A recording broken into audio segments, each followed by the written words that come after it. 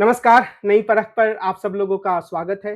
आज देश की राजधानी दिल्ली में काफ़ी हंगामेदार स्थिति रही। कॉकरोच जनता पार्टी की तरफ से छात्रों का आह्वान किया गया था, युवाओं का आह्वान किया गया था कि वे 20 जुलाई के दिन संसद मार्च में भाग लेने के लिए दिल्ली आएँ और देश के अलग-अलग भागों से युवा दिल्ली आए भी, दिल्ली के भी कई युवा उसमें सम्मिलित हुए और उसके बाद जो नज़ारा बना वह यह कि संसद तक युवाओं का एक बड़ा हुजूम, कुछ लोगों का कहना है कि वह लाखों में थे, कुछ का कहना है कि वो कम से कम 60-70 हज़ार की संख्या में तो अवश्य थे, वो संसद तक पहुँच गया। और उसके बाद मीडिया में यह खबरें चलने लगीं कि संसद के आस-पास सुरक्षा का काफ़ी गहरा कवच बना दिया गया है। यह खबर भी चली कि प्रधानमंत्री को संसद से निकाला गया। यानी मीडिया ने ये दिखाने की कोशिश की कि एक आपात स्थिति जैसी स्थिति बन गई है, कॉकरोच जनता पार्टी के द्वारा जो यह आंदोलन किया जा रहा है उसके कारण से। लेकिन कुल मिलाकर स्थिति यह भी बनी कि पुलिस ने काफ़ी बेरहमी से युवाओं की पिटाई की। कई ऐसे विजुअल्स आए जिसमें कि लड़कियों को, युवाओं को बहुत ही बेरहमी से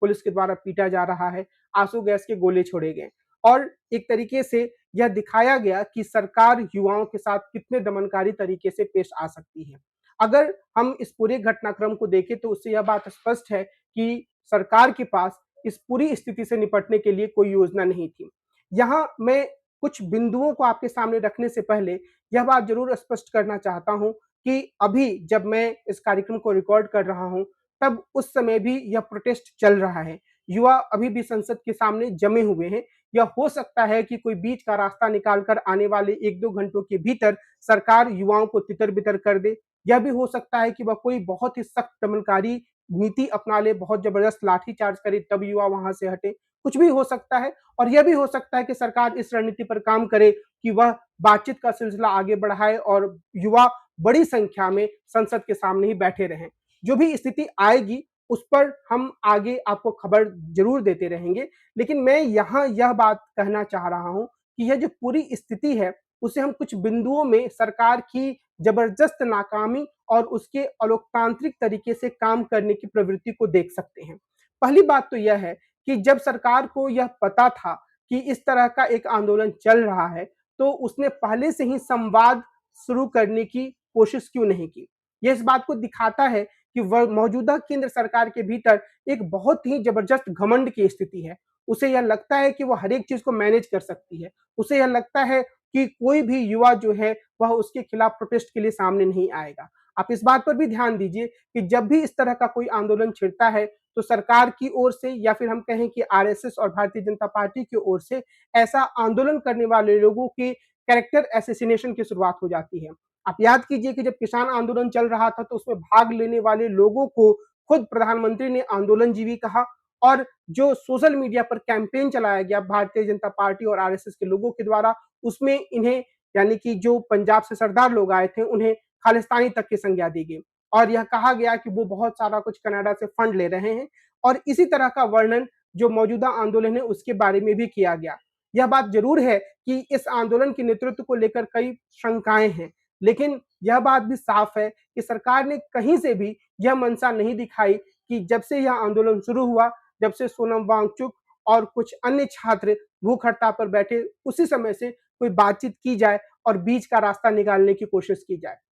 लेकिन दूसरे स्तर की जो समस्या है वो ज़्यादा गंभीर है और वह इस बात को दिखाता है कि सरकार एक अजीब तरह के विभ्रम की स्थिति में है। विभ्रम यह है कि कुछ भी हो जाए, हमारे सेहत पर कोई फ़र्क नहीं पड़ने वाला है, चुनाव तो हम जीत ही रहे हैं। और इसी के कारण से आप यह देखिए कि इस सरकार में इस्तीफ़ा नहीं होता है, इसे वो बहुत गर्व से बताते हैं। यानी कि यह कोई गर्व की बात नहीं है, हमारे देश में लाल बहादुर शास्त्री जैसे मंत्री हुए हैं जिन्होंने एक रेल दुर्घटना के बाद नैतिक जिम्मेदारी लेते हुए इस्तीफा दे दिया था और इस देश में ऐसे लोगों की इज्जत होती है जो त्याग करते हैं, जो यह मानते हैं कि अगर वो अपना काम सही तरीके से नहीं कर पाए तो वो पद छोड़ने के लिए तैयार हैं। लेकिन वर्तमान सरकार में इस बात को एक गर्वोक्ति के रूप में, एक घमंड की बात के रूप में मैं कहूंगा प्रस्तुत किया जाता है कि कोई मंत्री इस्तीफा नहीं देता है। अगर इतनी नाकामी के बाद, इतने सारे पेपर लीक के बाद भी धर्मेंद्र प्रधान का इस्तीफा नहीं होता है, तो फिर आप बताइए कि किस स्थिति में किसी मंत्री को इस्तीफा देना चाहिए। और यह अत्यंत दुखद स्थिति है। इसके बारे में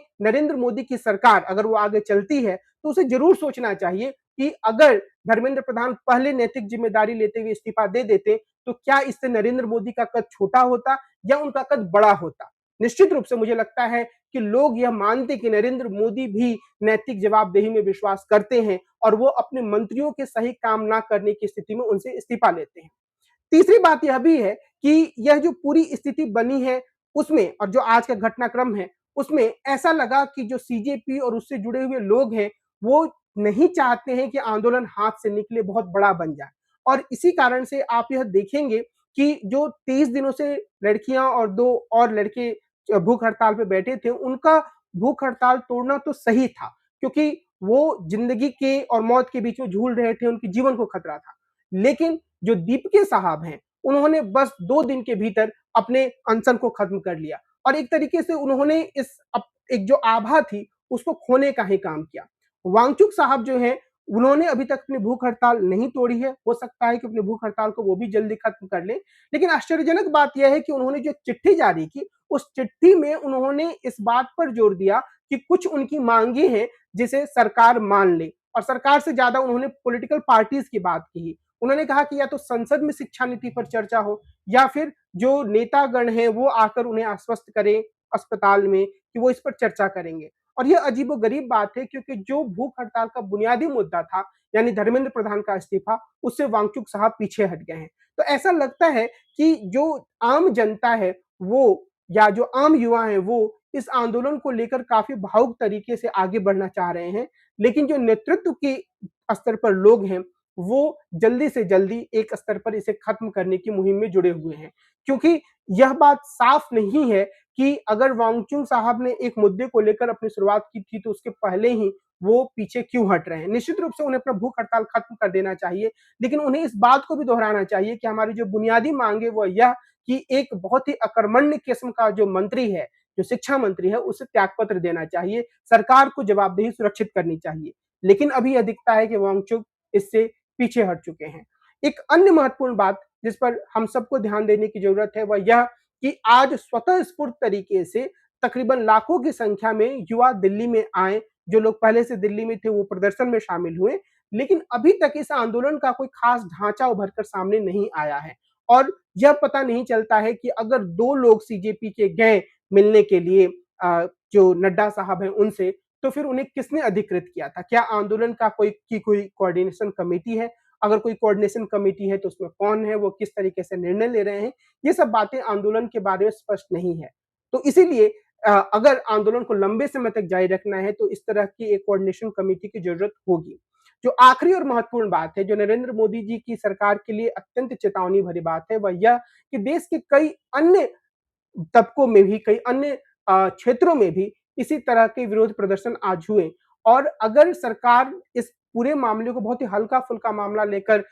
चलने की कोशिश करती है या वो इसे गंभीरता से नहीं लेती है, तो कुल मिलाकर यह मुमकिन है कि यह एक बहुत बड़ा आंदोलन बन जाए। हालाँकि मैं विश्वास के साथ ये नहीं कह सकता हूँ, हमें शायद 2-3 दिन और इंतज़ार करना चाहिए कि एक जो चढ़ाव है इस आंदोलन का उससे जब वो पीछे उतरता है तो फिर जो इस आंदोलन का नेतृत्व करने वाले लोग हैं, वे इसके बारे में कैसा फैसला करते हैं। लेकिन कुल मिलाकर यह बात स्पष्ट है कि देश के युवाओं में बहुत बड़ा गुस्सा है, बहुत ज़बरदस्त गुस्सा है और नरेंद्र मोदी की सरकार अगर यह सोचती है कि वह किसी भी तरीके से चुनाव जीत ही लेती है या फिर उसके समर्थकों का भी हुजूम काफ़ी बड़ा है और वो काफ़ी मुखर है सोशल मीडिया पर भी और सामाजिक स्तर पर भी, तो सिर्फ यही पर्याप्त है। तो यह उनकी सोच गलत है। जो एक लोकप्रिय नेतृत्व होता है उसके समाज के हर तबके में लेजिटिमेसी होनी चाहिए और लेजिटिमेसी हासिल करने का लोकतंत्र के भीतर सबसे बुनियादी आधार यह है कि कोई भी प्रधानमंत्री या कोई भी सरकार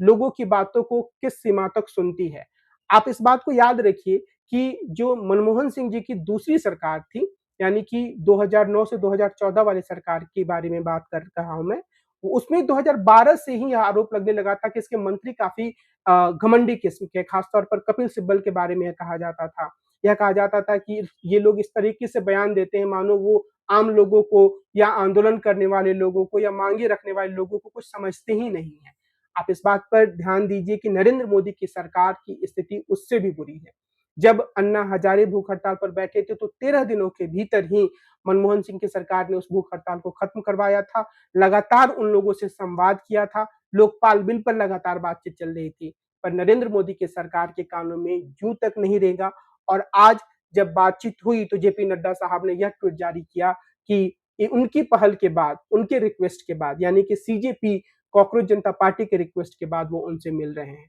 तो ये जो असंवेदनशीलता है, वह एक तरीके से इस बात को दिखाता है कि जो मौजूदा सरकार है, वह जनता के विचारों को बहुत ज़्यादा तरजीह नहीं देती है। जनता के एक तबके के भीतर जो आक्रोश पल रहा है, उसे वह बहुत ज़्यादा महत्व नहीं देती है।